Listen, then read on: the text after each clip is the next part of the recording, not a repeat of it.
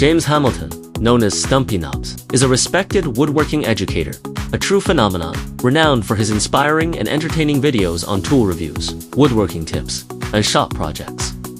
Logan Whitmer is the editor-in-chief of Popular Woodworking magazine, where he combines his deep knowledge of traditional and modern techniques with a passion for editorial vision. Jeremy Rowe is a woodworker specializing in epoxy resin sign making, who connects makers from diverse backgrounds for collaboration. In the online woodworking community, Jack Xu, the founder and president of Harvey Industries, is an idealist who loves literature and art, bringing his passion into the woodworking world. In July 2025, James, Logan, and Jeremy traveled to Harvey Industries headquarters in China, embarking on a journey of mutual learning and shared insights, setting the stage for a meaningful dialogue.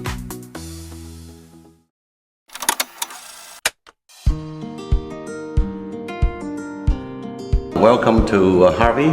Thank you for coming. It's an honor to be here. Yeah, I guess we can have a lot of discussions about our industry and about our cooperation and about woodworking. You start. For a brief introduction, my name's Jeremy Rowe.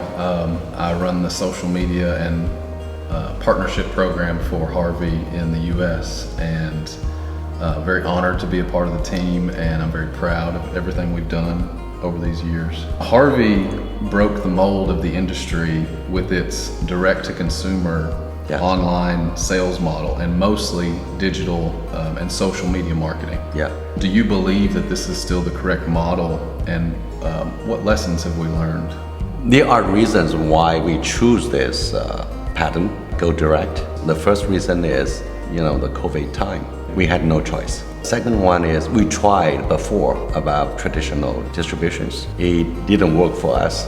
Nobody knows us, and the dealers are very hesitant to conduct this.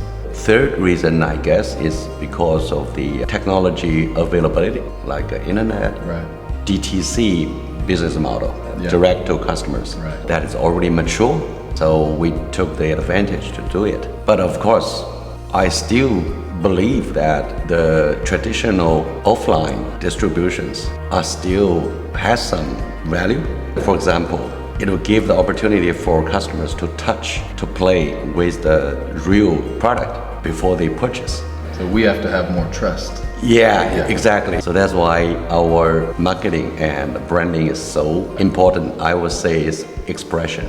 We have to continue to make a wide and deep expression about who we are, what we are doing. So in general, I think go direct. This model, it will work, and in general, it save a lot of cost for customers. We are able to benefit our customers. And also, I think beyond that is we are able to communicate directly with our customers. We can listen to what they demand. Also, they know us easily. One thing that I take great pride in is building that trust in the online landscape, selecting partners that are credible, that represent our brand, and help build that trust for those customers who want to touch and feel the machine beforehand but can't, so they go and look for reviews and representatives that they trust. And if it's good enough for them, it's good enough for me. So that's really appreciate what you're doing. We feel very grateful. What are Harvey's next steps for growth? What opportunities, such as new markets or new product lines, represent the biggest opportunity in the future for Harvey? The main power of Harvey to drive growth is innovation. That means we will not do anything else other than innovation, such as make it a bigger scale, or there are so many options for growth. But innovation is highly risky, you know that. You cannot predict the outcome beforehand. In other words, that we choose to take risk. We like it because it's so exciting. Innovation is bringing about new things, new concepts, new experience for customers. That is what we believe is valuable, even its responsibility for any given manufacturers or business. It's very challenging, but I think the market need that. I think we have that reputation now, and we're going to keep doing that. I mean, just take a look at Gyro in the beginning and how innovative that was, and then take a look at some of the other tools along the way, especially the new A15. We're leading the front on innovation. There's no doubt. That's the community consensus as well. Yeah, I'm so happy if the community put the Harvey this way. But I think we'll never change this direction is innovation, and that's why we have a slogan. Good enough is not enough, because we never believe there is a thing or product which is perfect. The good news is that innovation is endless. We have this image and we have this brand, Yeah. and we can't sway from that because it is so difficult to build a recognizable brand. There's this example that I really personally like. If I told you that Nike was going to build a hotel, could you see it in your mind? And you could probably envision it already, immediately, because they have that brand. If we told the community that we were going to make a new tool, they could already envision it, and that's so difficult. Yeah, it is. My humble understanding about brand is a set of certain values, special values. It's very abstract. Yeah, but you know it when you see it. We are lucky that our marketing and social media gives us exposure to a younger generation. How is that younger generation different than the older generation that maybe isn't online and might not know us? This is a challenge, but we believe time goes on. The young woodworkers are going to slowly tell their grandpa or parent, and gradually will influence. Right. I think with our momentum, and we will continue to grow in the market where it doesn't matter your generation or age, with quality and innovation to our standards will be undeniable. It's very difficult, it's very unpredictable commercially, but we still believe it's going to happen. My business career for 35 years, I gradually noticed that human likes new things. At the beginning, we resist and fall in love. So this is a complicated thing. If that is true, what we are doing is correct. So take some time, bring about new things. I personally look at the woodworking community. It looks, in general, a little bit not so active. And there are not so many news on the media about woodworking. But you got a lot of news from other industries. It's our responsibility, it's your responsibility as a player to boost the activity. There's a famous quote from Steve Jobs that says, a lot of times customers don't know what they want until you show it to them. How do we balance the value of customer feedback with the idea that sometimes we have to innovate for the customer? We are struggling every time when we make innovations about this balance. I would say they are not conflict. The customer's feedback actually are ideas. If you complain, that means you are not happy with something and you will come up with some kind of ideas. That's why it's good for this internet, online things. We receive emails and phone calls from the end users who get a lot of feedbacks. On the other hand, I agree with Steve Jobs, but I rather explain it in a different perspective. Why the customers would love it when they see it? I would say because they already have something inside their mind. You just stimulate it. If there is no such a thing in their mind, they will reject it.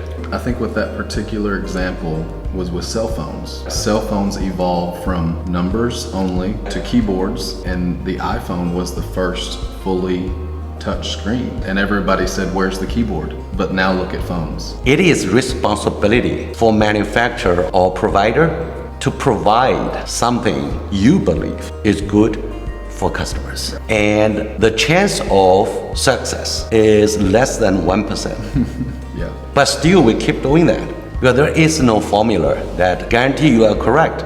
So there are so many failures. And maybe we're just in the resist phase, and maybe eventually we will be right there. Exactly. So as a company, I think never spend so much time to predict the future. But this understanding does not stop you from trying. AI and technology, I think it's safe to say in the woodworking world that Harvey's leading in innovation and especially with the launch of the A15 intelligent integration into woodworking tools. So how do we envision AI shaping the market in other areas, such as precision or customer service or operational efficiency in our manufacturing process. How do we see AI and technology pushing us forward? First of all, we believe that AI is gonna reshape the whole landscape of economy, even lifestyle. No matter you like or not, AI is coming. Harvey had a so-called white paper for AI. We already started to implement AI, try on every aspect of our work, including manufacturing, financial, content creating, customer relationship, everything. I encourage our every staff to embrace. We even made an award. They'll participate in the competition for award of application of AI. That's amazing. Technology is always one directional. I hope whole community will embrace the AI and new technology. Our purpose is always for people. It's highly risky, but we are still trying it. Right. Yeah. So I would like to ask some questions about what you do. When did you start woodworking? I started woodworking because my wife told me I was boring and I needed a hobby. Really? We started building a family. You do that, you start buying tools, you start building your own tool collection. Yeah. It was a pretty easy step for me to get into woodworking. It's fun to buy tools. It's fun to build a workshop. It came naturally. My father was a machinist, so I had that kind of family origin. I'm an engineer by trade myself. All the math and stuff came naturally. That's easy. How do you view woodworking as a woodworker? For me personally, I view woodworking as an expressive outlet. I'm not into woodworking for production. I want to build something more artistic. You view woodworking as an express of your emotions. It gives me an outlet to be creative. I'm sure you get familiar with many tools. What is your comment on the current tools in general available in the market? You know, I'm proud to be a part of Harvey because you're exactly right. In the state of the woodworking tools, there isn't anything new in a long time. What originally drew me to Harvey was the gyro. My workshop was small, and the horizontal package of the gyro for my workshop allowed me to put it underneath the workbench and save space. And I saw it online. Wow, that's different. There's a lot of people in that same position, starting a family, doing a hobby, building a workshop just to have fun, and they need tools like this. As a woodworker, what is your biggest frustration during your operation of woodworking? I mean, related to tools. Dependability, maintenance, low maintenance, and I say that as my number one because I'm a busy guy. So when I get time in the workshop, I can't waste time. I can't spend an hour doing maintenance or figuring out what's wrong with my tools. Right. I'm the guy to think all day long, try to get idea to make customers better life. As Steve Jobs said, you might not be aware that you actually not happy, but you just take it. You know, this kind of little difference, that's what an innovator want to have. Right. Pinpoint. If the pain lasts too long, you don't feel it. You get used to the pain. So that's the problem. It's our team's job. Every day we think about, is there any hidden pain point? Means nobody talk about it, but it is. We are picking up all this point. The A15, of course, is one of them. I hope that in the future we'll have more conversations about this, because I always believe dialogue is the best way to get ideas. I look forward to long time partnership with you. Thank you. Thank you. Thank you. Thank you.